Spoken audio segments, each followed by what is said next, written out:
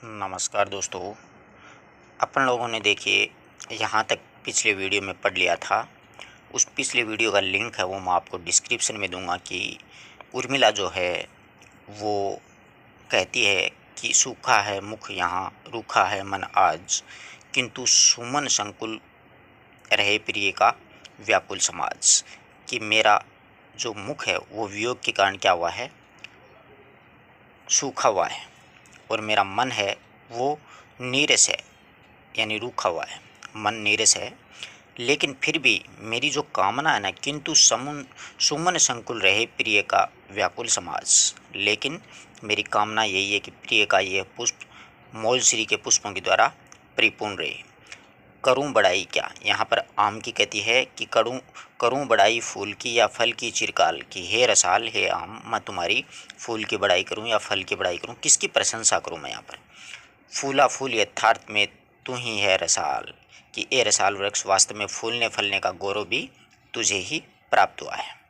अब अगला जो पद्य है उसमें अपन पढ़ेंगे वो है मतलब कमल के पुष्प होते हैं ना, कमल, उसको संबोधित करते हुए उर्मिला वो कहती है कि देखूं मैं तुझको सैविलास, खिल सहस्त्र दल सरस सुवास।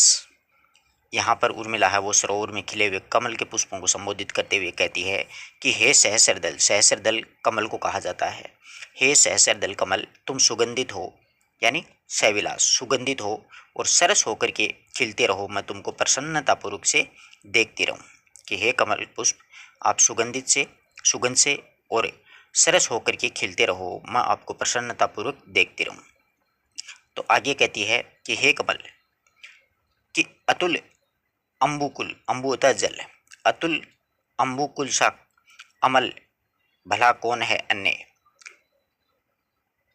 अम्बुज जिसका जन्य तू धन्य धन्य ध्रुव धन्य। आगे है वो कमल पुष्प है उसको ही संबोधित करते हुए कहती है कि हे कमल तू जो जल के कुल में अधिक रहता है ना, अम्बुकुल, ये कि हे कमल तू जो जल कुल है उसमें अधिक निर्मल और उसकी समानता करने वाला तुम्हारे समान, यानी भला और कन्य हो सकता है और अन्य कौन हो सकता है। कि हे कमल जल के कुल से अधिक निर्बल और उसकी समानता करने वाला तुम्हारे अलावा अन्य कौन हो सकता है। अम्बुज जिसका जन्य तू धन्य धन्य ध्रुव धन्य।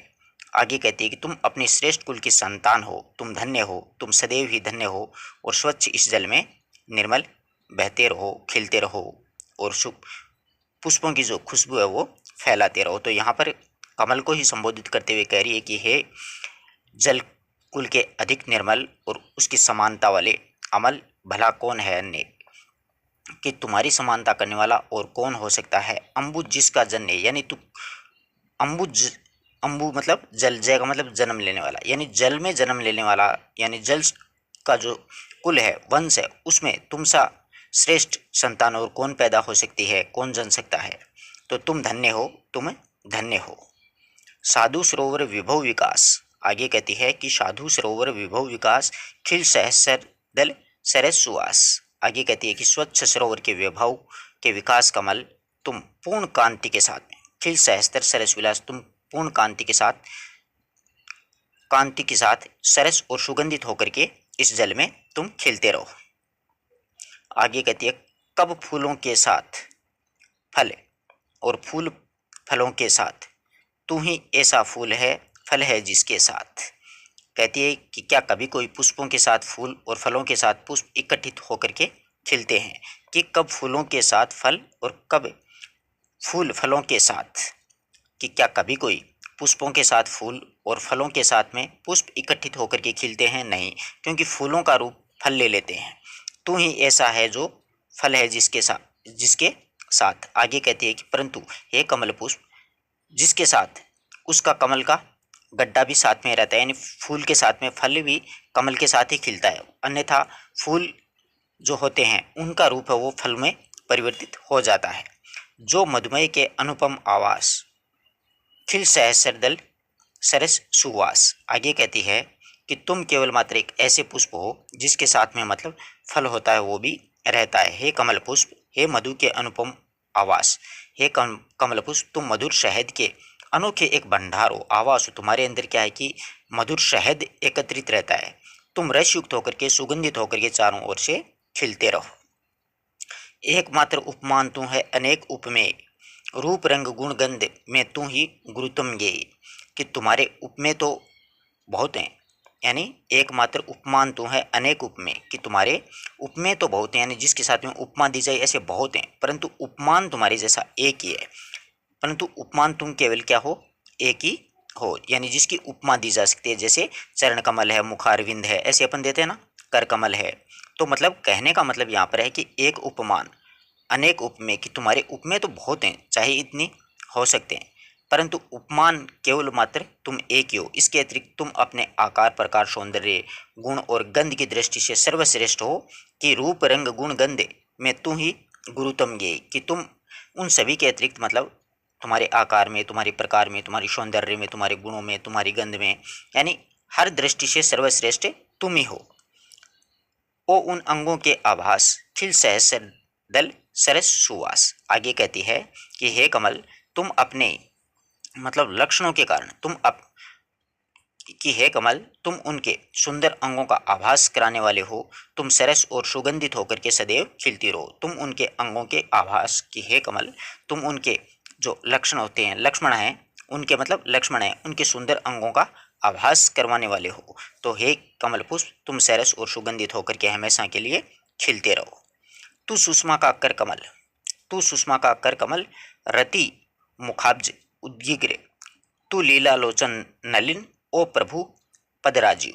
आगे कहती है कि तू सुषमा का, कि हे कमल, तुम सौंदर्य का, तुम सुषमा का कर कमल, कि तुम सौंदर्य का हाथ हो, और कामदेव की पत्नी रति का उन्नत कमल के मुख के समान हो। रति मुखाब्ज उद्ग्रीव, कि हे कमल, तुम सुषमा का कर कमल, कि हे कमल, तू तो तुम सौंदर्य का हाथ हो, और साथ ही साथ में रति यानी कामदेव की पत्नी है रति, तो तुम कामदेव की पत्नी रति का उन्नत कमल मुख के समान हो। मुख, मुखाब्ज, अब्ज का मतलब कमल होता है, मुख का मतलब मुख होता है। कि तुम कामदेव की पत्नी रति का उन्नत कमल के मुख के समान हो। तू लीला लोचन नलिन, ओ प्रभु पद राजीव। आगे कहती हैं कि तुम क्रीड़ा के नेत्र हो और प्रभु के चरण हो।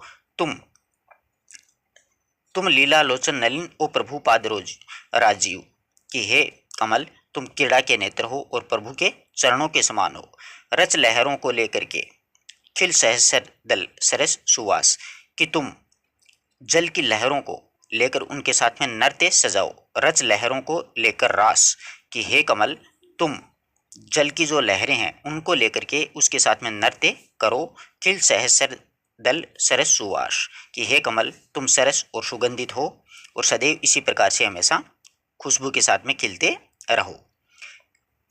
आगे देखिए कि सहज सजल सौंदर्य का जीवन धंतु पद में, आर्य जाति के जगत की लक्ष्मी का शुभ शद में।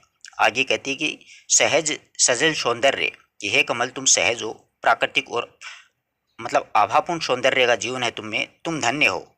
जीवन धंतु पद में, कि हे कमल, तुम्हारा जीवन धन्य है। अर्थात आर्य जाति के जगत की लक्ष्मी, कि आर्य जाति के जगत की जो लक्ष्मी है उसका शुभ निवास स्थान है वो भी तुम्हारे अंदर ही, कि लक्ष्मी जी जो हैं उनका निवास पद्मासन है, यानी पद्म में आसन करते हैं, यानी कमल में, उस कमल के ऊपर उन्होंने अपना आसन धारण कर रखा है। तो यहाँ पर उर्मिला कहती है कि हे कमल, तुम सहज प्रकृति और भावपूर्ण सौंदर्य का जीवन है तुम्हारे अंदर, तुम धन्य हो। आर्य जाति की जगत लक्ष्मी, यानी आर्य जाति की जो जगत की लक्ष्मी है उसका शुभ निवास भी तुम्हारे अंदर ही है।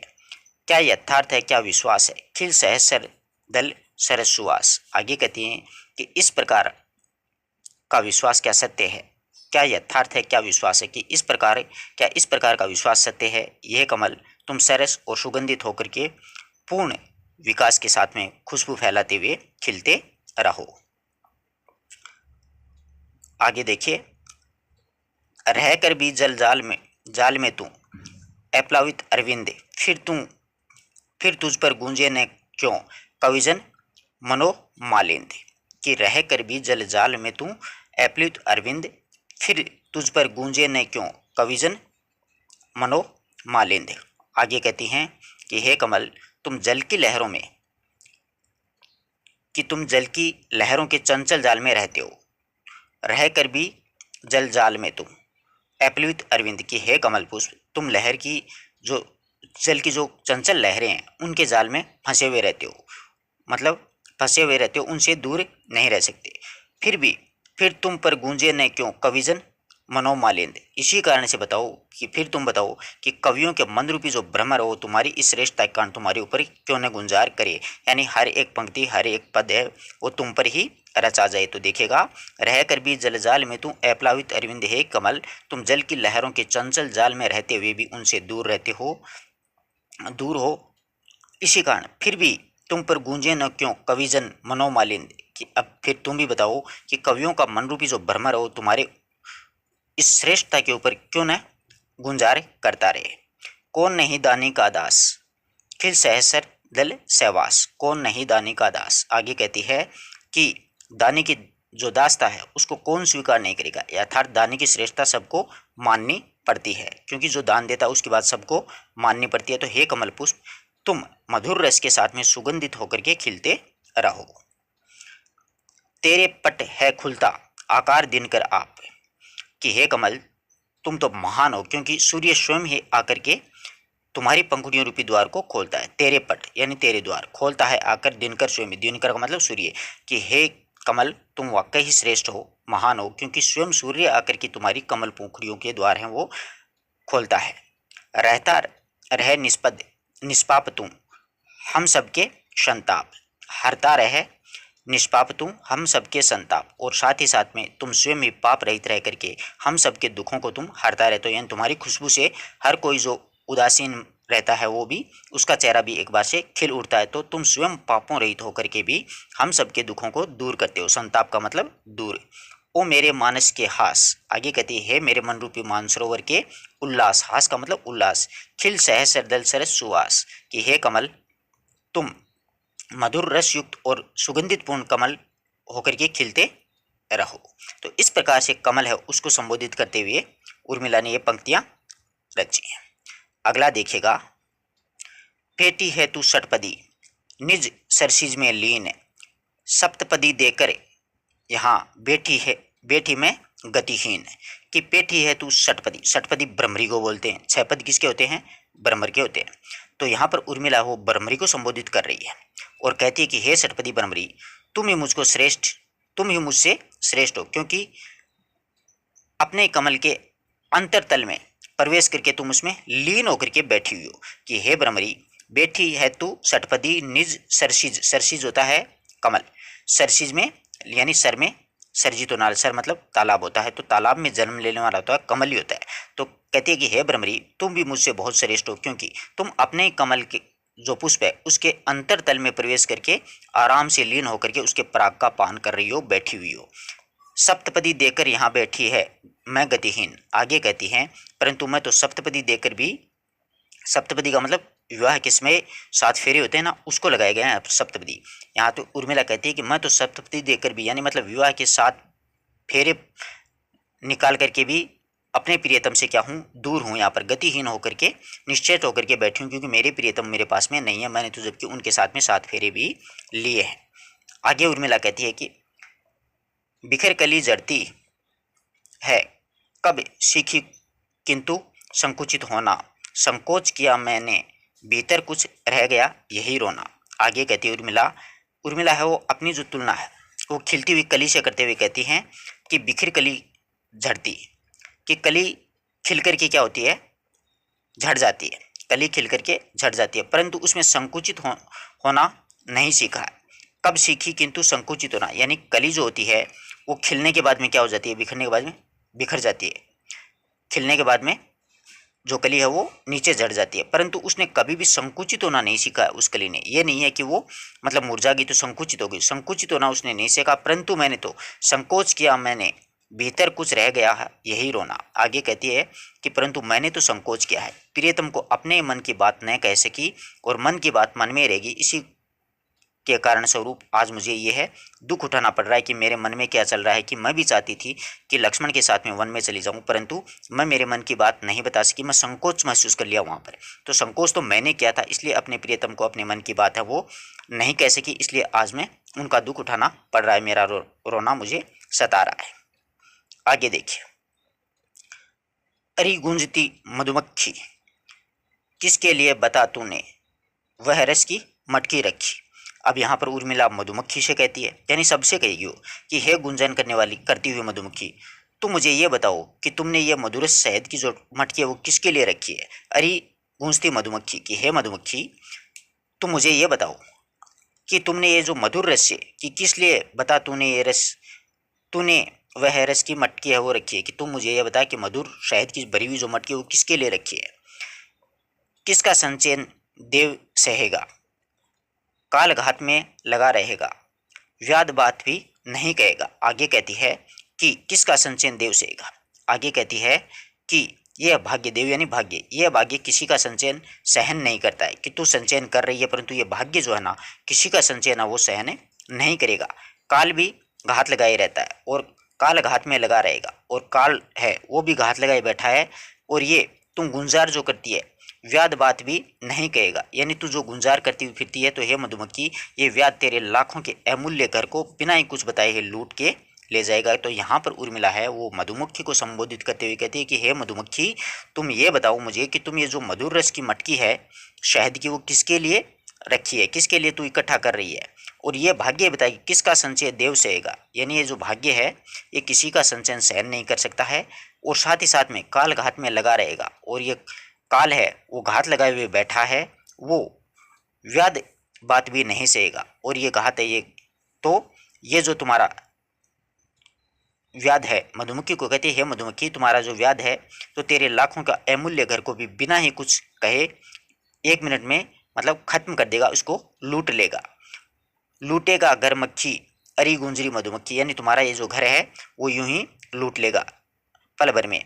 इसे त्याग कर रंग, आगे कहती है इसे त्याग का रंग न दीजिए, अपने श्रम का फल है लीजिए, जय जय जय कार कुसुम का कीजिए, जहाँ सुधा की चक्खी अरी मधु गूंजती मधुमक्खी। आगे यहाँ पर कहती है इसे त्याग का रंग न दीजिए, कि हे मधुमक्खी तुम जो व्याध के द्वारा की गई इस लूट को त्याग का रंग न देना, कि इसे त्याग का रंग न दीजिए, कि हे मधुमक्खी तुम जो व्याध के द्वारा ये की गई है तुम्हारी ये जो लूट है उस लूट को त्याग का रंग मत न देना कभी भी, परंतु अपने श्रम का फल न दीजिए। साथ ही साथ में तुमने जो तुम्हारी जो मेहनत है उसका ये जो फल है उसे तुम अवश्य ले लेना, लीजिए, यानी उसका तुम्हारी मेहनत का फल है वो जरूर तुम लेना, उससे जय जय जयकार कुसुम को कीजिए, और साथ ही साथ में जो जयकारा है वो पुष्पों का कीजिए, कुसुम का मतलब पुष्पों का, जिससे तूने ये शहद इकट्ठा किया है, जहाँ सुधा की चक्खी। आगे कहती है तुमने उसके मधुर रस का जो आस्वादन किया है पुष्पों का उसकी जय जयकार कीजिए। अरे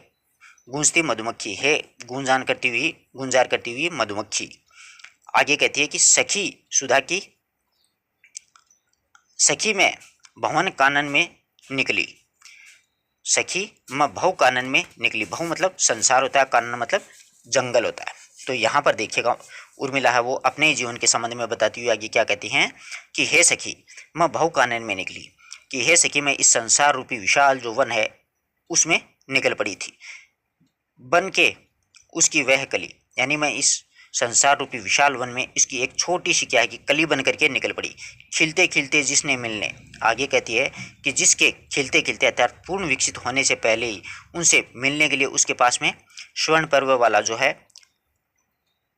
उड़ आ पहुंचा हिल हेम अली, कि मैं जिससे मिलने के लिए जा रही थी खिलते खिलते तो उससे पहले ही क्या हुआ कि हे सखी जो स्वर्ण पर्व वाला प्रेमी भ्रमर वहां पर आ पहुंचा, मुस्कुरा कर आली, आली यानी भ्रमर लिया उसको, यानी वो भ्रमरा हुआ मेरे पास में आ गए। तो हे सखी जब तक मैंने मुस्कुरा करके तब लो ये कौन ब्यार चली, यानी उसी समय क्या हुआ कि एक इसी प्रकार की ब्यार यानी मतलब प्रतिकूल जो वायु है वो चल पड़ी, और प्रतिकूल वायु का जो प्रवाह था पथ देख जियो कह गूंज यहाँ, तो ये प्रतिकूल जो वायु है उसका प्रवाह है के साथ ही वह छलिया भ्रमर है मेरी प्रतीक्षा में जीवित रहा था, किस और गया वह छोड़ चली, यानी वो मुझे किसी दूसरी तरफ चला गया था और मुझे यहाँ पर जीवित छोड़ करके चला गया, ये कह करके नहीं गया कि वो किस ओर जा रहा है मुझे, यानी उस भ्रमर का ये भी पता नहीं चला कि वह किस तरफ जा रहा है। तो इस पद्य में उर्मिला वो भ्रमर के रूप में लक्ष्मण के लिए बोल रही है कि सखी मैं एक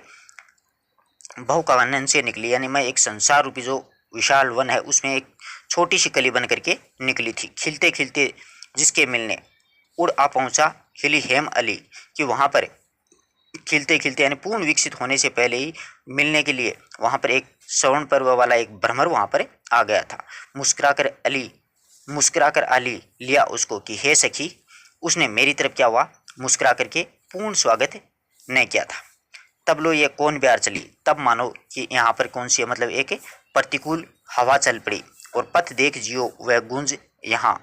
और वह प्रतिकूल जो हवा चली थी उसी के साथ वह छलिया जो भ्रमर है वो किस ओर गया, वह छोड़ छली, यानी पता नहीं वो मुझे वहाँ पर छलिया जो भ्रमर है मेरी प्रतीक्षा में मुझे यहाँ पर जीवित रहो ये कह करके यहाँ से न जाने किस ओर चला गया था। तो यहाँ पर जो भ्रमर का शब्द आया है वो लक्ष्मण के लिए आया है, इस बात का ध्यान रखना।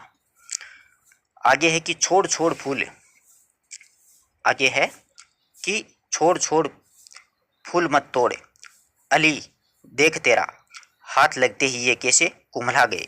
यहाँ पर सखी है वो उपवन में फूल तोड़ते देख करके उर्मिला अपनी सखी को रोकती है कि हे सखी छोड़ दो फूलों को मत तोड़ो, कि छोड़ छोड़ फूल मत तोड़, अली देख तेरा, देख मेरा हाथ लगते ही ये कैसे कुम्हला गया, कि हे सखी तुम उसको छोड़ दो, फूलों को मत तोड़ो, तुम देखो तो सही ये है मेरे हाथ के स्पर्श मात्र से किस प्रकार से मतलब मुरझा गया है, कितना विनाश निज क्षणिक विनोद में है। आगे कहते हैं कि हमारे इस कुछ समय के आनंद के लिए इस सुंदर पुष्पों का कितना अधिक विनाश हो जाता है, कि कितना विनाश निज क्षणिक विनोद में है, कि हम जो लोग हैं हमारे इस कुछ समय के आनंद के लिए इन सुंदर पुष्पों का कितना अधिक विनाश कर देते हैं। दुखनी लता के लाल लाल आंसुओं में छाए हैं, कि ये लता जो है वो अत्यधिक दुखी हो गई है, कि इसी कारण दुखिनी जो लता रूपी जो पुष्प हैं वो उन पर ओस के रूप में ये लाल लाल आंसू हैं वो आ गए हैं, कि दुखनी लता के लाल आंसुओं में छाए हैं, कि अपन ने जब ये पुष्प तोड़े तो इसके कारण दुखी होकर के लता रूपी जो पुष्पों पर ओस रूपी उनके आंसू भराए हैं। किंतु नहीं चुन ले सहर्ष खिले फूल सब, परंतु आगे कहती है परंतु नहीं हे सखी तुम इस सब पुष्पों में से प्रसन्नतापूर्वक चुन लो, और अपने सुंदर रूप विशेष गुण सुगंध के कारण, यानी किंतु नहीं चुन ले सहर्ष के लिए वे फूल सब, की हे सखी परंतु फिर भी नहीं सकी तुम इन सब पुष्पों में प्रसन्नतापूर्वक चुन लो जो अपने आप में रूप गुण गंध से जो तरे मन भाए, कि जो अपने आप में क्या है सुंदर रूप विशेष गुणों और सुगंध के कारण तुम्हारे मन को अच्छे लग रहे हैं, उनको चुन लो। जाए नहीं लाल लतिका के झरने के लिए, आगे कहती है कि इन पुष्पों को इनकी लता रूपी जो माता ने मुरझा करके झरने के लिए छोड़ दिया, यानी झरने के लिए उत्पन्न नहीं किया है। गौरव के संग चढ़ने के लिए जाए, कि ये हैं जो पुष्प हैं वो गौरवपूर्वक उसी उत्तम स्थान पर चढ़ने के लिए उत्पन्न किया गया उनकी लता रूपी माता ने, न कि उनको झड़ने के लिए पैदा किया। तो यहाँ पर जो है वो उर्मिला मतलब पुष्पों के लिए कह रही कि अपनी सखी को, कि हे सखी छोड़ छोड़ फूल मत तोड़, आली देखने मेरा हाथ लगते ये कैसे कुमला गए, कि हे सखी छोड़ दो इसे, फूलों को मत तोड़ो, देखो मेरा हाथ लगते ये किस प्रकार से मेरे हाथ मात्र के स्पर्श मात्र से किस प्रकार से मुरझा गए हैं, कितना विनाश निज अक्षणिक विनोद में, यानी हम अपने थोड़े से आनंद के लिए यानी कुछ समय के आनंद के लिए इन पुष्पों का कितना अधिक विनाश कर देते हैं। दुखनी लता के लाल आंसुओं से छाए हैं, कि इसी कारण से ये दुखनी जो लता रूपी जो पुष्प हैं उनमें ओस रूपी आंसुओं से भरे हुए हैं। किंतु नहीं चुन ले शहर खिले हुए फूल सब, आगे कहती है परंतु नहीं हे सखी तुम इन सब पुष्पों को प्रसन्नतापूर्वक चुन ले जो कि खिले हुए हैं, जो कि मतलब खिले हुए हैं रूप से गुणों से और सुगंध से, जो तेरे मन भाए, यानी जो विशेष रूप के गुण होते हैं, इनका सौंदर्य अच्छा होता है, रूप होता है, सुगंधित है, तो तुम्हारे मन को अच्छे लगते हैं, उन फलों को तुम फूलों को चुन ले। जाए नहीं लाल लतिका के झरने के लिए, जाए का मतलब जन्म दिया है, कि लता रूपी जो माता है उन्होंने इन पुष्पों को झरने के लिए जन्म नहीं दिया है, बल्कि गौरव के संग चढ़ने के लिए जाए हैं, बल्कि ये तो क्या है कि गौरवपूर्वक किसी उत्तम स्थान पर चढ़ाने के लिए इनको जन्मा है, उत्पन्न किया है। ठीक है, अगला पद्य देखिएगा। अगला पद्य है कि कैसी हिलती डुलती अभिलाषा है कली, तुझे खिलने की जैसे मिलती जुलती उच्चासा है भली मुझे मिलने की। यहाँ पर उर्मिला है कि मान छोड़ दे मान अरी, यहाँ पर उर्मिला है कली को संबोधित करती हुई कहती है कि हे कली तुम्हारे हृदय में किस प्रकार की हिलती डुलती प्रस्फुटित है, कि कैसी हिलती डुलती अभिलाषा है कली, तुझे खिलने की हे कली, तुम्हारे हृदय में किस प्रकार से हिलती डुलती एक प्रस्फुटित होने की एक ऐसी अभिलाषा है जैसे मिलती जुलती उच्चवास है। यानी ऐसा लगता है जैसे कि मेरे हृदय में उसके मिलती जुलती प्रियतम के मिलने की एक पूर्व आशा लगी है, भले मुझे मिलने की, कि मैं मेरे प्रियतम से मिलने की जैसे मेरे मन में हलचल मच रही है, अभिलाषा जो चाहत इच्छा जागृत हो रही है, उसी प्रकार की मुझे ऐसा लगता है कि तुम्हारे हृदय में भी जैसे उल्टी हिलती डुलती एक अभिलाषा है। मान छोड़ दे मान अरी, आगे कहती है मान छोड़ दे मान अरी, कली अली आया हंस करके वह वेला फिर कहाँ दरी। आगे कहती है उर्मिला कि हे कली, कहती है कि हे कली तुम मेरी बात मान लो। मान छोड़ दे मान अरी, कि हे कली तुम मेरी बात मान लो। मान छोड़ दे, मान का मतलब अहंकार है कि तुम मेरी बात को मानो। एक तो है बात को मानना, एक मान का मतलब है अहंकार, कि अहंकार को त्याग दो, मेरी बात को मान लो, मान छोड़ दो। देखो तुम्हारा प्रियतम कि कली अली आया है हंस कर ले वह वेला फिर कहाँ दरी, कि तुम्हारा जो प्रियतम है वो बोहरा तुमसे मिलने के लिए आया है, तुम उसका हंस करके प्रसन्नतापूर्वक स्वागत करो, फिर ये सुअवसर प्राप्त नहीं होगा। ये वेला, वेला का मतलब अवसर, फिर ये सुअवसर तुम्हें नहीं मिलेगा। तुम्हारा प्रियतम तुमसे मिलने के लिए आया, इसलिए तुम हंस करके यानी प्रसन्नतापूर्वक उनका स्वागत करो, फिर ये सुअवसर तुम्हें नहीं आएगा। तुम इन झोंकों से सिर न हिला, झोंकों में पड़कर अर्क सहर देता सदे सदाहरी, यानी तुम इन झोंकों रूपी तर्क वितर्क के चक्कर में पड़ करके सिर मत लाओ, यानी मना मत करो, और तुम अपने हृदय से मान को त्यागो, कि सिर न हिला झोंकों से, झोंकों में पड़कर अर्क सहर दे सदाहरी, कि तुम इन झोंकों के चक्कर में पड़ करके, तर्क वितर्क के चक्कर में पड़ करके अपना सिर मत लाओ, मना मत करो, बल्कि छिपा न उसको अपने प्रियतम से यदि है भीतर धूली भरी, छिपा न है। आगे कहती हैं कि तुम अपने हृदय में मान को त्याग करके सदैव के लिए प्रसन्नता प्रदान करने वाली सहृदयता को रखो। हे कली, यदि तुम्हारे अंदर प्राग रूपी, छिपा न उसको अपने प्रियतम को कहती है कि यदि तुम्हारे अंदर प्राग रूपी जो धूल है उससे भरी हुई है, तो तुम अपने प्रियतम को इससे न छुपाओ, यानी अपने प्रियतम से अपने मिलने की जो प्राग है उसको छुपाओ मत। उसमें क्या है कि अपने प्रियतम को सहर्ष उसको स्वीकार करने दो। आगे है कि भिन्न भी भावभंगी में बहती रूप संपदा, फूल धूल उड़ा के भी आमोदप्रद है सदा, कि भिन्न भी भावभंगी में बहती है रूप संपदा। तो यहाँ पर उर्मिला है वो रूप संपदा से परिपूर्ण विभिन्न प्रकार की जो भाव भंगिमाएं होती है ना, उनको अच्छी लगती हैं। तो जिस प्रकार से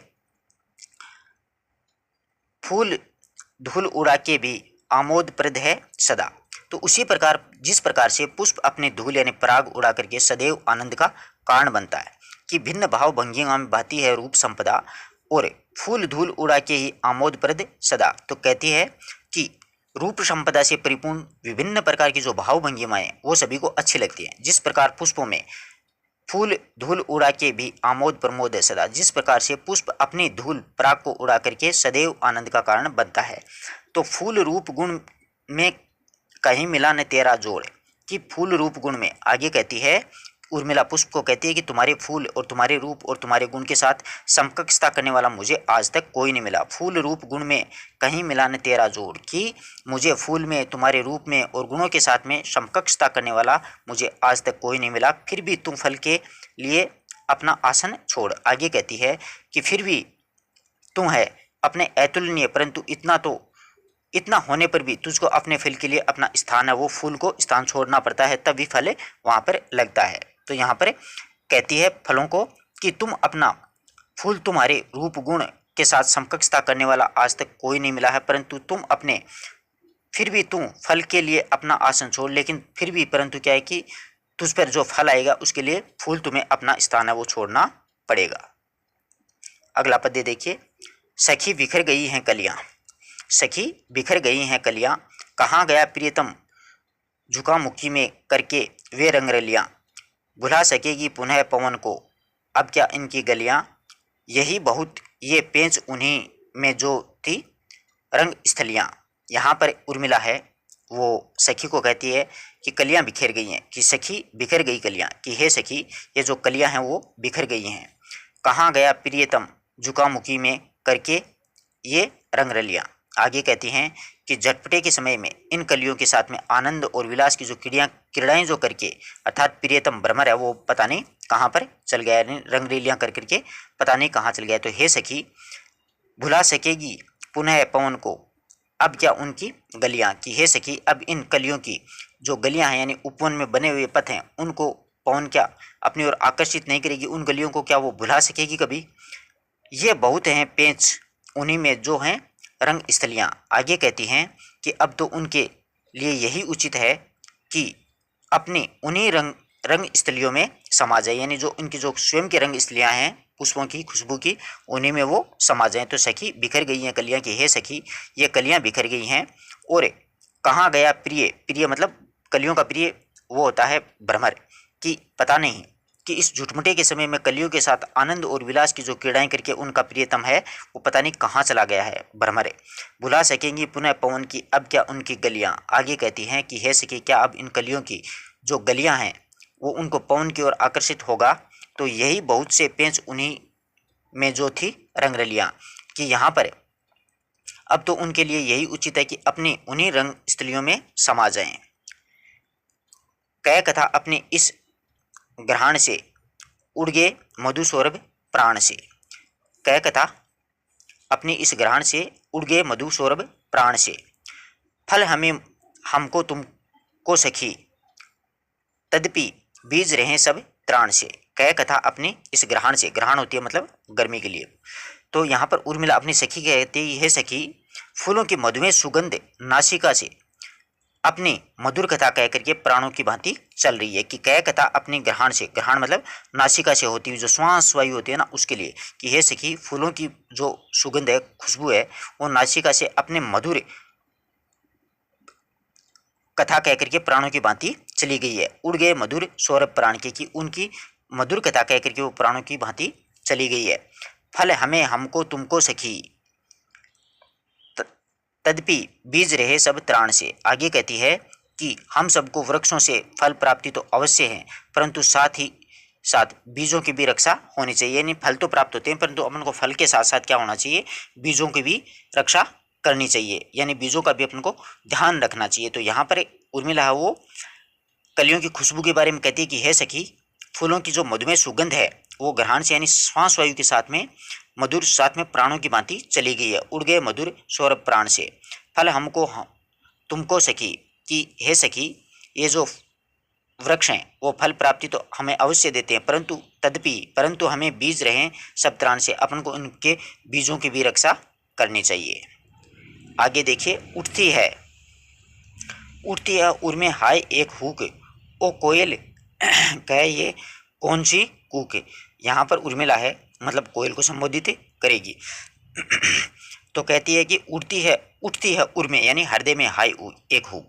वसंत के समय कोयल को कूकते हुए सुनकर के उर्मिला कहती है कि हे कोकिल मुझे बताओ कि ये तुम्हारी कैसी हुक है, कि तुम्हारी जो आवाज़ सुनती हूँ तो मेरे मन में एक क्या होती है, एक हुक उठती है कि तुम कैसे कूक रही हो, जिसको सुनकर के मेरे हृदय में उठती है एक हुक, कि मेरे हृदय में एक हुक उठ रही है तुम जब बोल रही हो। तो क्या ही सैकरुण दारुण गंभीर निकली है नभ का चित चीर। आगे कहती है कि तुम्हारी ये कूक कितनी करुणादायक वेदनामय और गंभीर है तो मानो आकाश का हृदय छीन करेगी। क्या ये सैकरुण दारुण गंभीर निकली है नभ का चित चीर, कि तुम ये जो बोलती हो ना तो तुम्हारी ये कूक कितनी करुणापूर्ण है यानी वेदनामय और गंभीर है जो मानो आकाश का हृदय चीर करके बाहर निकलती है। कि निकली है नभ का चित चीर, चित का मतलब हृदय, नभ का मतलब आसमान की तुम्हारी ये जो करुणापूर्ण वेदना में जो गंभीर कूक है वो मानो ऐसा लगता है जैसे आकाश का हृदय चीर करके बाहर निकली हो।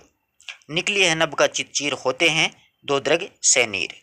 आगे कहती है कि मानो जिसको सुनकर के स्वर की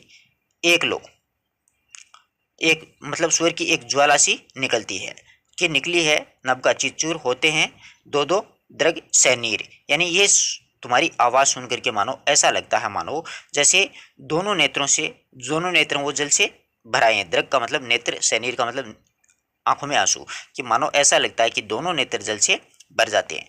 अरे कोयल ये तो बताओ ये तुम्हारी किस प्रकार की कूक है, लगती है लय की एक लूक ओ कोयल कहे ये कौन सी कूक। आगे कहती है कि ये तो बताओ तुम इस प्रकार की लगती है लय की कूक, तुम मानो ऐसा लगता है कि तुम सुन करके एक ज्वाला में जलती हुई सी तुम्हारी आवाज़ लगती है, कि एक लय सी कूक लगती है, यानी एक तुम ज्वाला में जली हो ऐसा लगता है।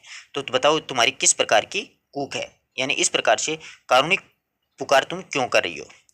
तेरे क्रंदन तक से सुगान, सुनते हैं जग के कुटिल कान, लेने में ऐसा रस महान, हम चतुर हम चतुर करें किस भांति चूक, ओ कोयल कहे ये कौन कूक। आगे कहती है कि तेरे क्रंदन तक से सुगान, कि हे कोयल इस जगत के लोगों के कष्ट कान तुम्हारे इस हृदय विदारक पीड़ापूर्ण करुण स्वर में भी एक मधुर गान का आनंद प्रदान करते हैं।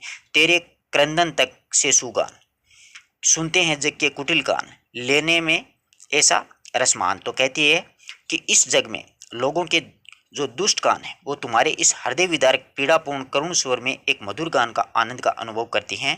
तो इस संसार का व्यवहार कैसा है, हम चतुर करें किस भांति चूक। आगे कहती है इस संसार के व्यवहार कुशल चतुर लोग ऐसा हमेशा रस लेने में किस प्रकार की भूल कर सकते हैं। हम चतुर करें किस भांति चूक, ओ कोयल कहे ये कौन कूक, कि हम इस संसार के जो लोग हैं वो व्यवहार कुशल और चतुर जो लोग हैं ऐसा महान रस लेने के लिए किस प्रकार से भूल कर सकते हैं। तो हे कोयल बताओ, तनिक ये तो बताओ कि तुम्हारी ये कैसे कूक है। आगे है कि री आवेगा फिर भी वसंत, जैसे मेरे प्रिय प्रेमवंत, दुखों का भी है एक अंत, हो रही है दुर्दिन देख मूक, ओ कोयल कहे ये कौन कूक। रे आवेगा फिर भी वसंत। आगे कहती है हे कोयल सुनो, तुम्हारा प्रियतम वसंत फिर से लौट आएगा। कोयल का प्रियतम कौन है, वसंत ऋतु है, वसंत ऋतु में ये कूकती है। तो कहती है कि हे कोयल तुम्हारा प्रियतम वसंत एक दिन जरूर आएगा। तो यहाँ पर पूछा जा सकता है कि कोयल का प्रियतम कौन है, तो बसंत है। और यहाँ पर यूं पूछा जा सकता है कि री आवेगा फिर बसंत, री किसके लिए आया है, तो री यहाँ पर कोयल को संबोधित किया गया है उर्मिला के द्वारा। कहती है कि हे कोयल सुनो, तुम्हारा प्रियतम वसंत भी आएगा, जैसे मेरे प्रिय प्रेम वसंत। आगे कहते हैं कि जिस प्रकार से मेरे प्रियतम अवधि पूर्ण होने पर लौट आएंगे, दुखों का भी है एक अंत, कि इन दुखों का, इसलिए तुम दुख मत करो, इन दुखों का भी एक दिन जरूर अंत हो जाएगा। हो रही है दुर्दिन देख मूक। अब कहती है कि हो रही है, आगे कहती है कि बुरे समय को देख करके उचित रहें और कि चुप बैठे रहें, कि ये दुर्दिन है यानी बुरे दिन है, उस समय चुपचाप बैठे रहें, उचित समय का इंतजार करते रहें। इस समय अगर बुरे दिनों में अपन चुपचाप बैठे रहें तो भी क्या है कि उचित रहेगा अपने लिए। तो बुरे समय को देख करके उचित रहें और साथ ही साथ चुपचाप बैठे रहें। ओ कोयल कहे ये कौन सी कूक, की है कोयल परंतु ये तो बताओ तुम ये किस प्रकार से कूक रही हो। तो यहाँ पर कोयल को संबोधित करती हुई कह रही हैं, अरे एक मन रोकथाम तुझे मैंने लिया है, दो नैनों ने शोक भरम खो दिया है रो दिया है। आगे कहती है ओ एक मन रोकथाम तुझे मैंने लिया है। यहाँ पर उर्मिला है वो हे मेरे एकमात्र मन, अपने मन को संबोधित करते हुए कहती है कि हे मेरे एकमात्र मन, मैंने तुझे किसी न किसी प्रकार से धैर्य देकर के वश में कर लिया है। अरे एक मन रोकथाम तुझे मैंने लिया है, कि हे मेरे एकमात्र मन, मैंने तुझे किसी न किसी प्रकार से धैर्य देकर के एक समय के लिए वश में कर लिया है। दो नैनों ने शोक भरम खो दिया है रो दिया है। आगे कहती है कि मैं इन दो नेत्रों को क्या करूं, उन्होंने तो आंसू बहा बहा करके सारे रहस्य को खोल दिया है, कि दो नैनों ने शोक भरम खो दिया है रो दिया है। आगे कहती हैं कि ये मेरे जो दो नेत्र हैं इनका मैं क्या करूं, इन्होंने आंसू बहा करके सारे रहस्य को तुम्हारे सामने है वो खोल दिया है। हे मानस के मोती ढलक चले तुम कहाँ बिना कुछ जाने, प्रिय है दूर गगन में पथ में है कौन जो तुम्हें पहचाने। आगे कहते हैं अपने नेत्रों को बहते हुए देख करके आंसुओं को संबोधित करते हुए उर्मिला कहती हैं कि मेरे मन रूपी जो मानसरोवर है, हे मानस के मोती, हे मेरे मन रूपी मानसरोवर के मोतियों, तुम बिना ही कुछ के ढलक चले हो तुम कहाँ बिना कुछ जाने, यानी तुम बिना ही कुछ के कुछ बिना सोचे समझे इस प्रकार से लुढ़क गए, मतलब बह करके किस ओर चले जा रहे हो। हे मेरे मानस रूपी मोती तुम ढलक चले हो तुम कहाँ बिना ही कुछ जाने, कि हे मेरे मानसरो रूपी मोतियों तुम बिना ही कुछ सोचे समझे इस प्रकार से बह करके किस ओर चले पड़े। आगे कहती है कि प्रिय है दूर गगन में पथ में है कौन जो तुम्हें पहचाने। आगे कहती हैं कि मेरे प्रियतम तो यहाँ से बहुत दूर है, यानी संघन वनों में। मेरे प्रियत दूर गहन में, गहन का मतलब वन होता है, कि मेरे प्रियतम जो हैं वो मुझसे बहुत दूर हैं, यानी गहन वनों में है, संघन वनों में। पथ में है कौन जो तुम्हें पहचाने, यानी रास्ते में कौन है। आगे कहती है कि रास्ते में कोई भी ऐसा व्यक्ति नहीं है जो तुम्हें पहचान करके तुम्हारा उचित मूल्यांकन कर सके। इसलिए अपने मोतियों रूपी आंसुओं को संबोधित करते हुए उर्मिला कहती है कि हे मेरे मानसरोवर रूपी मोतियों, तुम बिना ही कुछ जाने, बिना ही कुछ सोचे समझे यूं ही बह करके लुढ़कने चले गए हो, यानी ढलने लगे हो, बहते जा रहे हो, पता ही नहीं है तुम्हें किस ओर जा रहे हो। मेरे जो प्रियतम हो वो यहाँ से बहुत दूर है, संघन वनों में है। पथ में है कौन जो तुम्हें पहचाने, यानी रास्ते में ऐसा कौन व्यक्ति मिलेगा तुम्हें कि ये कहेगा कि उर्मिला के आंसू हैं जो लक्ष्मण से मिलने के लिए जा रहे हैं। अगला देखिए, नैजा अधीर धूल द्रग अंबु आ दुकुल में, रहे एक ही पानी चाहे हम दोनों के मूल में, मेरे भाव आंसुओं में है और लता के फूल में। यहाँ पर नैजा अधीर धूल, यहाँ पर उर्मिला है अपने बहते हुए नेत्रों के जल को संबोधित करते हुए कहती है कि हे नेत्रों के जल, नैजा अधीर धूल में द्रग अंबु आ दुकुल में, यानी अपने आंसुओं को संबोधित करते हुए कहती है कि हे मेरे नेत्रों की जल, तुम इस प्रकार से व्याकुल होकर के धूल में मत गिरो। नैजा अधीर धूल में द्रग अंबु, द्रग का मतलब आंख, अंबु का मतलब जल, ना दुकुल में, तुम इस प्रकार से बह करके हे मेरे आंसुओं इस प्रकार से मिट्टी यानी धूल में मत गिरो। रहे एक ही पानी चाहे हम दोनों में मूल। आगे कहती हैं कि तुम मेरे आंचल में आ जाओ, और तुम मेरे आंचल में आ जाओ। यहाँ पर कहती है कि रहे एक ही पानी चाहे हम दोनों के मूल में, तो आगे कहती है कि चाहे हम दोनों के मूल में एक ही तत्व का पानी रहे, तुम मेरे आंचल में आ जाओ। मेरे भाव आंसुओं में है और लता के फूल में। आगे कहती हैं कि मेरे हृदय के जो भाव हैं वो आंसुओं रूप से प्रकाशित हो चुके हैं, यानी आंसुओं के रूप में प्रकाशित होते हैं, और वो लता के भाव में यानी पुष्प के रूप में, दोनों का ही मतलब पालन है वो किससे होता है, पानी के माध्यम से ही होता है। तो मेरे नेत्रों के जल मेरे आंचल में आ जाओ। तो उर्मिला यहाँ पर अपने आंसुओं को संबोधित करती हुई कहती है कि हे मेरे आंसुओं के जल, यानी नेत्रों के जल, आंसू, तुम यूं ही मतलब धूल में मत गिरो, यूं ही बर्बाद मत हो, रहो एक ही पानी चाहे हम दोनों के मूल में। यहाँ पर कहती है कि हे आंसू, तुम मेरे आंचल में आ जाओ, मेरे आंचल में समा जाओ, चाहे तुम हम दोनों एक ही मूल में यानी एक ही तत्व पानी में रहें। मेरे हृदय रूपी भावों के जो आंसुओं के रूप में प्रकाशित होते हैं, वही लता जो है उसके पुष्पों के रूप में भी वही मिलते हैं। तो दोनों का पालन है वो पानी के माध्यम से ही होता है।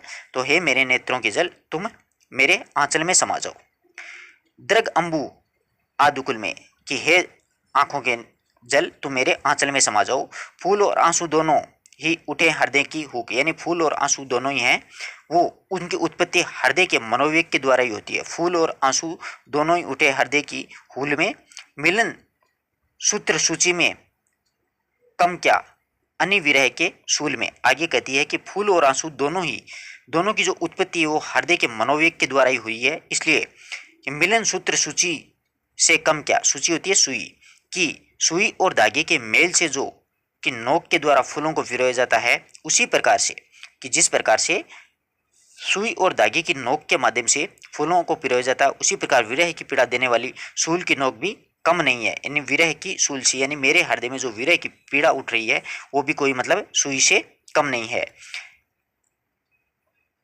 द्रग अंबु आ दुकुल में, यानी जिस प्रकार से यहाँ पर उर्मिला कहना चाहती है कि जिस प्रकार से मानो कि सुई के द्वारा धागा होता है वो पुष्पों में पिरोया जाता है, यानी धागे के माध्यम से क्या है कि फूलों की एक माला बनाई जाती है, तो वो सभी फूल क्या है मिल जाते हैं। उसी प्रकार से विरह के कांटे की नोक है वो आंसू की जो लड़ियां उसको गूंथे जाते हैं, तो वो बहते हुए आंसू कहते हैं कि तुम मेरे आंचल में समा जाओ। आगे कहते हैं कि मधु हंसने में लवन रुदन में रहे न कोई भूल, मौज किंतु मझधार बीज क्यों है वह कुल में, ओ द्रग अंबु आ दुकुल में। यहाँ पर कहती है कि मधु हंसने में और लवन रुदन में रहे न कोई भूल में, तो यहाँ पर कहती है कि हंसी में एक मधुरता होती है और रोने में एक नमक जैसा मतलब खारापन आ जाता है। मधु हंसने में लवण रुदन में, कि अगर अपन हंसते हैं तो उसमें मधुरता आती है, और अगर रोते हैं तो उसमें लवणता के समान मतलब खरास आ जाता है, खारापन आ जाता है। तो उसके बारे में किसी को भ्रम नहीं होने लगता, न कोई भूल कि उसके बारे में किसी को भ्रम नहीं होना चाहिए। सच्चा आनंद जो है ना, मतलब मौज किंतु मझधार बीच क्यों है वह कुल में, कि मौज जो होती है ना वो मझधार में जैसे समन्वय रूप में सच्चा आनंद की जो प्राप्ति है वो उसी प्रकार से होती है जैसे मझधार जैसे समन्वय के रूप में अथवा किनारे पर भांति वो एक जगह से तटस्थ रहे। तो यहाँ पर कहती है अरे मेरे नेत्र, नेत्रों की जल तुम मेरे आंचल में समा जाओ। तो यहाँ पर उर्मिला वो कहती है कि अपन जो हंसते हैं ना उसमें मधुरता रहती है, अगर रोना होता है वहाँ पर एक खारापन सा नजर आता है। रुदन में क्या होता है, लवण यानी खारापन होता है। इसी के बारे में किसी को भ्रम नहीं होता है, इसका किसी को पता नहीं चलता है, नहीं चलना चाहिए। मौज किंतु मझधार बीच में क्यों है वह फलकुल में। आगे कहती है कि सच्चे आनंद की प्राप्ति तो दो स्थितियों में हो सकती है, एक तो ये कि मझधार में जैसे समन्वय रूप में अथवा किनारे की भांति उसमें तटस्थता वो नजर आती है, तो अपने नेत्रों के आंसुओं को या जल को कहती है कि मेरे आंचल में आपे समा जाओ। आगे देखिएगा, नैनों को रोने दे। अगला है कि नैनों को रोने दे, मन तू संकीर्ण न बन, प्रिय बैठे हैं आंखों से ओझल हों, गए नहीं वे कहीं यहीं बैठे हैं। अब यहाँ पर उर्मिला है अपने मन को संबोधित कर रही है कि हे मन, तुम नैनों को रोने दो, कि अब तुम इन नेत्रों को खुल करके रोने दो, परंतु स्वयं संकीर्ण न बनना। मन तू संकीर्ण न बन, प्रिय बैठे हैं कि हे मन तुम स्वयं है ना संकीर्ण मत हो जाना, तुम संकीर्ण न बन करके बैठ जाना, क्योंकि तुम्हारे अंदर मेरे प्रियतम बैठे हुए हैं। मन में कौन बैठे हुए हैं, प्रियतम बैठे हुए हैं। आंखों से ओझल हूँ, हाँ हो सकता है प्रियतम मेरी आंखों से तो ओझल हैं, परंतु गए नहीं वे कहीं यहीं बैठे हैं, परंतु वो कहीं पर नहीं गए हैं हे मेरे मन, वो तुम्हारे अंदर ही बैठे हुए हैं। तो यहाँ पर अपने मन को संबोधित करते हुए उर्मिला कहती है कि हे मेरे मन, तुम इन आंखों को रोने दो, कोई दिक्कत वाली बात नहीं है, तुम संकीर्ण, तुम छोटा मत हो जाना, तुम संकुचित मत हो जाना, क्योंकि तुम्हारे अंदर है मेरे प्रियतम बैठे हुए हैं। आंखों से ओझल जरूर है, आंखों से दूर हैं, लेकिन वो गए नहीं हैं, यहीं पर बैठे हैं, यानी तुम्हारे मेरे हृदय में, तुम्हारे मन में, यानी तुम्हारे पास में ही बैठे हुए हैं। आंख बता दे तू, आंख बता दे तू ही, तू हंसती है या यथार्थ रोती है, तेरे अधर दसन से या तू भर अश्रु बिंदु ढोती है। आगे उर्मिला नेत्रों से पूछती है कि हे नेत्र, तू ही बताओ कि तुम हंस रही हो या सचमुच में रो रही हो। आंख बता दे तू हंसती है या फिर यथार्थ रोती, कि सच बता तू हंस रही है या रो रही है, क्योंकि तेरे अधर दर्शन से, तेरे अधर दर्शन ये या तू भर अश्रु बिंदु ढोती है। आगे कहती है क्योंकि ये स्वच्छ मोती जैसे आंसू हैं, हंसते समय दिखाई देने पर दांतों से लगते हैं। ये तेरे अधर दर्शन, अधर दर्शन का मतलब तुम्हारे जो आंसू हैं वो मोती जैसे आंसू, मतलब होठों से लेकर के दांतों के लगते हैं। और तू भर अश्रु भर ढोती है। और आगे कहती है और ये लाल लाल आंखें हास्य से खिले हुए अधरों के समान दिखाई देती हैं। अथवा हे आंख, तू ये बता कि मतलब तुम सच में हंस रही है या रो रही है, यानी इन आंसुओं का बोझ है वो तू ढो रही है, कि ऐसा लगता है कि मुझे कि हे आंख तू सच बता कि आंसुओं का बोझ है तू ढो रही है। आगे कहती है कि सखे जाओ तुम हंसकर भूल, रहूं मैं शुद्ध करके रोती, तुम्हारे हंसने में फूल हमारे रोने में मोती। की सखे मतलब अपनी सखियों को संबोधित कर रही है उर्मिला, कि सखे यहाँ पर सखियों की बजाय प्रियतम के लिए आता है, यानी हे सखे, सखे का मतलब सखी होता तो अपनी सखी होती, सखे यानी प्रियतम लक्ष्मण, कि हे प्रियतम लक्ष्मण को संबोधित करते हुए कहती है कि जाओ तुम हंसकर भूल, रहूं मैं शुद्ध करके रोती। कहती है कि हे प्रियतम तुम चाहे हंस करके भूल जाओ, परंतु मैं तुम्हारे स्मरण करके रोती रहती हूँ। कि जाओ तुम हंस कर भूल, कि तुम चाहे हंस करके मुझे भूल जाओ, परंतु मैं तो शुद्ध करके रोती हूँ, मैं तुम्हें याद कर करके बार बार यहाँ पर रो रही हूँ।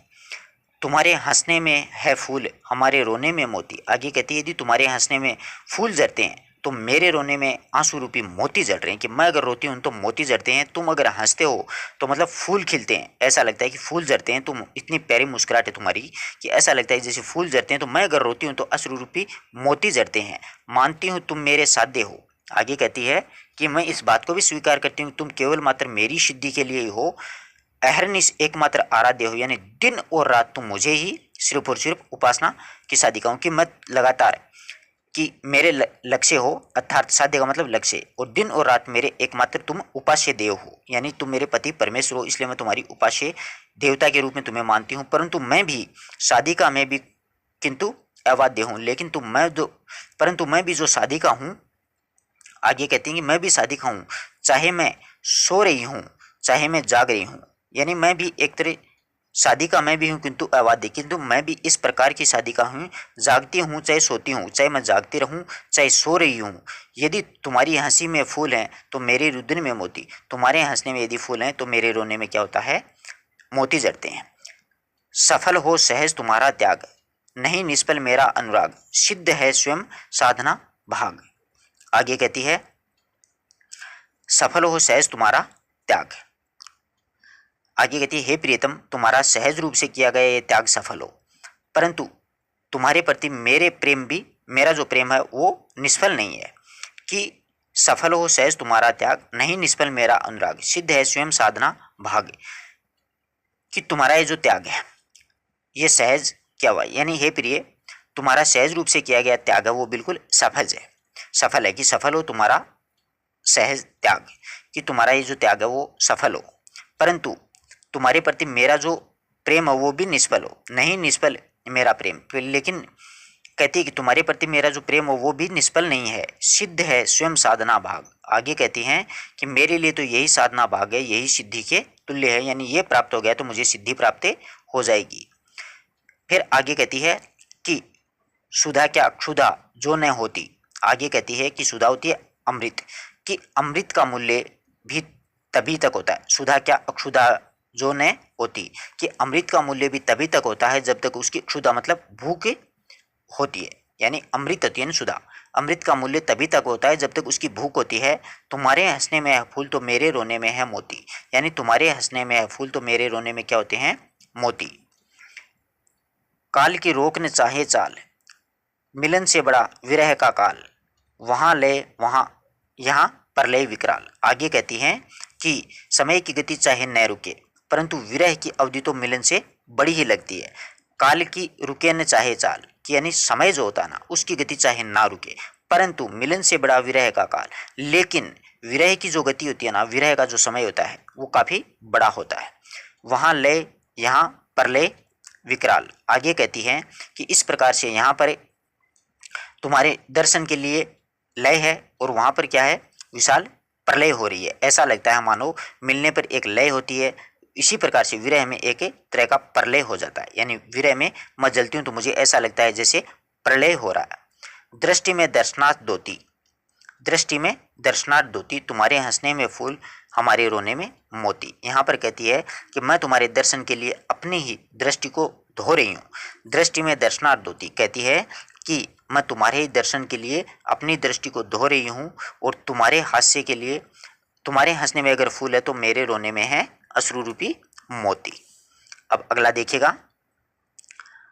अर्थ तुझे भी हो, अर्थ तुझे भी हो रही पद प्राप्ति की चाह है, क्या इस जलते हृदय में और नहीं निर्वाह।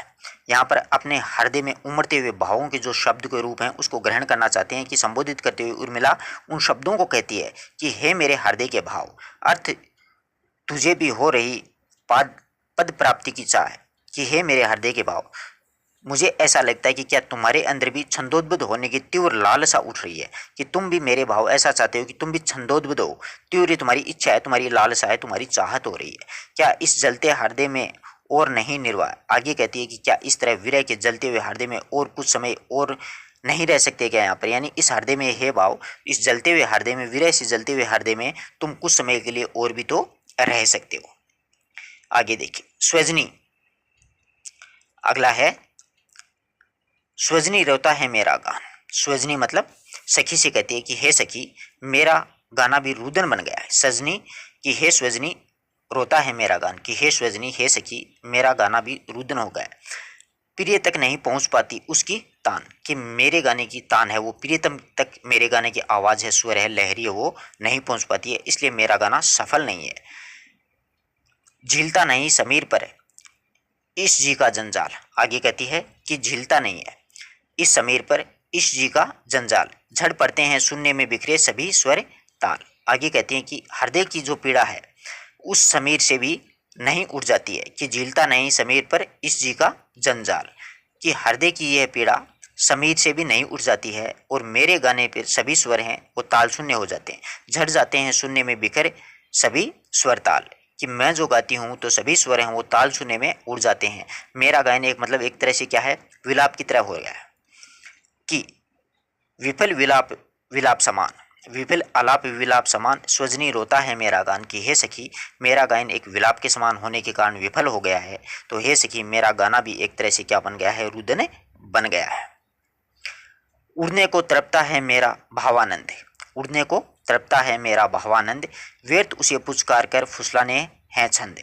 कि मेरे हृदय में भरी हुई जो उमंगे हैं वो उड़ने को व्याकुल है, उड़ने को तड़पता है मेरा भावानंद। कि मेरे हृदय में जो भाव भरे पड़े हैं ना, जो उमंगे हैं वो उड़ने को व्याकुल हैं, व्यर्थ ही पुचकार कर फुसलाते हैं छंद। और इनको हैं छंद उन्हें पद गौरव का ध्यान दिला करके व्यर्थ ही बहला रहे हैं। दिखाकर पद गौरव का ध्यान सोजनी रोता है मेरा गान। कि उर्मिला कहती है कि उन्हीं छंदों को पदों को गौरव का ध्यान दिला करके व्यर्थ ही वो बहलाते हैं, अर्थात उर्मिला का जो कुछ भी गाना है उसकी स्थिति में एक साधारण नारी के समान हो जाती है कि मेरा गाना एक रुदन के समान है वो हो गया है। अपर पानी में भी नहीं रखता अपनी बात, अपना पानी भी नहीं रखता अपनी बात, अपनी ही आंखों से ढाल रही दिन रात। आगे कहती है कि इस राजकुल से संबंधित यानी गौरव की जो मर्यादा है उसका संबंध रखना चाहती है, तो कहती है कि हे सखी अपना पानी यानी कि राजकुल से संबंधित जो गौरव है उसके मर्यादा के बंधन में उसे रखना चाहती हूँ, परंतु वो नहीं रहता है। तो अपना पानी भी नहीं रखता अपनी बात, कहता है कि मेरे अश्रु जल हैं वो भी मेरे रहस्य को छुपा करके नहीं रख सकते हैं, बल्कि वो भी मेरे आंखों से दिन रात क्या है लुढ़कते ही जा रहे हैं। तो मेरे अश्रु जल मेरे रहस्य को छुपा करके नहीं रखते हैं, अर्थात मेरी आंखें दिन रात चल करके बहा, मेरी आंखों का जल है वो दिन रात बह करके मानो रहस्य को प्रकट कर रही है। जान देते हैं सभी अनजान, सोजनी रोता है मेरा ये गान। आगे कहती हैं कि वास्तव में मूर्ख आदमी भी इस रहस्य को आराम से पता चल सकता है, इस रहस्य को खोल देता है। तो हे सखी मेरा गायन भी वो एक तरह से कैसे हो गया है, एक रुदन के समान हो गया है। दुख भी मुझसे विमुख होकर न कहीं प्रयाण। आगे कहती है कि ये जो दुख है ना वो मुझसे विमुख होकर के कहीं पर जाने का नाम नहीं ले रहा, अन्यत्र चला जाए तो अच्छी बात है, परंतु दुख भी मुझसे विमुख हो करे न कहीं प्रयाण, यानी ये जो दुख है वो मुझसे विमुख होकर के अन्यत्र न चला जाए, ये नहीं जाएगा। आज उन्हीं में तो तनिक अटके हैं प्राण, यानी आज इसी वियोग की दशा के कारण यानी दुख के कारण तो मेरे थोड़े बहुत प्राण है वो उसमें अटके हुए हैं। ये दुख अगर मुझसे विमुख होकर के अन्यथा स्थान पर चला गया तो मैं किस प्रकार से जीवित रहूंगी, क्योंकि मेरे प्राण वियोग के दुख की पीड़ा में ही कुछ अटके हुए हैं। विरह में तो आजा तू ही मान, स्वजनी रोता है मेरा गान। आगे कहती है कि तुम ही मेरे विरह में आ जाओ, विरह में तो तुम भी विरह में आजा तू ही मान, स्वजनी रोता है मेरा गान। कहती है कि विरह में आ जाओ तो हे सजनी मेरा गान भी मानो। आज क्या है कि ये जो वेदना कांड मेरा गाना है वो क्या हो गया है, एक तरह से रुदन हो गया है। यही आता है इस मन में, आगे देखिए, यही आता है इस मन में, छोड़ धाम धन जाकर मैं ही रहूं इस वन में। यही आता है इस मन में, छोड़ धाम धन जाकर मैं भी रहूं इस वन में। यहाँ पर उर्मिला जो है वो अपने प्रियतम से मिलने के लिए अत्यंत व्याकुल और व्यग्र हो जाती है और सब कुछ छोड़ छाड़ करके उनके पास वन में निवास करने के लिए निवास करना चाहती है। तो इसी अभिलाषा तत्व को व्यक्त करती हुई उर्मिला कहती है कि आज तो मेरे मन में यही आता है, यही आता है इस मन में, कि आज मेरे मन में यही बात आती है कि छोड़ धाम धन जाकर के मैं रहूं इसी वन में, कि मैं सब कुछ छोड़ छाड़ करके घर बार द्वार त्याग करके उसी वन में जाकर के रहूं जहां पर मेरे प्रियतम रहते हैं। प्रिय के व्रत में विघ्न न डालूं, रहूं निकट ही दूर, व्यथा रहे पर साथ साथ ही समाधान भरपूर। आगे कहती हैं कि मैं वहां जाकर के प्रिय का जो व्रत है ना, संकल्प है, उसके कर्तव्य में बाधा नहीं डालूंगी, प्रिय के व्रत में विघ्न न डालूं, कि मैं मेरे प्रियतम के संकल्प में उनके कर्तव्य में बाधा नहीं डालूंगी, रहूं निकट भी दूर। और क्या है, मैं उनके निकट भी रहूंगी और उनसे दूर भी रहूंगी, यानी उनके पास में भी रहूंगी परंतु उसे उनके कर्तव्य में बाधा नहीं डालूंगी, तो मैं उनसे दूर भी रहूंगी। व्यथा रहे इस व्यथा रहे पर साथ साथ ही समाधान भरपूर। आगे कहती हैं कि मेरे हृदय में वेदना भले ही रहे परंतु साथ साथ उनका निराकरण भी होता रहे, कि मेरे हृदय में वेदना भले ही रहे लेकिन साथ साथ में उस वेदना का निराकरण होना भी जरूरी है, क्योंकि मैं मेरे प्रियतम से न मिलने का दुखी हुई हूँ परंतु दूर रहकर भी उनके दर्शन करके हृदय को संतोष प्राप्त कर लूँगी। हर्ष डूबा हो रोदन में यही आता है इस मन में। आगे कहती है कि मैं मेरे प्रियतम से मतलब वन में उनके नज़दीक रहूंगी, उनके दर्शन करके मतलब क्या होगी, खुशी प्राप्त कर लूँगी। हर्ष डूबा है रोदन में यानी मेरी खुशी में क्या है, आगे कहती है कि मेरे रोने में हर्ष डूबा हुआ होगा। हर्ष डूबा है रोदन में कि मेरे रोने में हर्ष डूबा हुआ है, कि मेरा मन यही इच्छा है, यही आता है मन में कि मेरे मन की यही इच्छा है कि मैं उनके पास में रहूं, बीच बीच में उन्हें देखूं मैं झुरमुट की ओट से। आगे कहती हैं कि मैं बीच बीच में झुरमुट की ओट से उनको चुपचाप देखती रहूंगी, यानी झुरमुट यानी झाड़ियाँ होती है ना, उन झाड़ियों के ओट में मैं उनको देखा करूंगी। जब वे निकल जाएं तब लौटूं उसी धूल में लौट।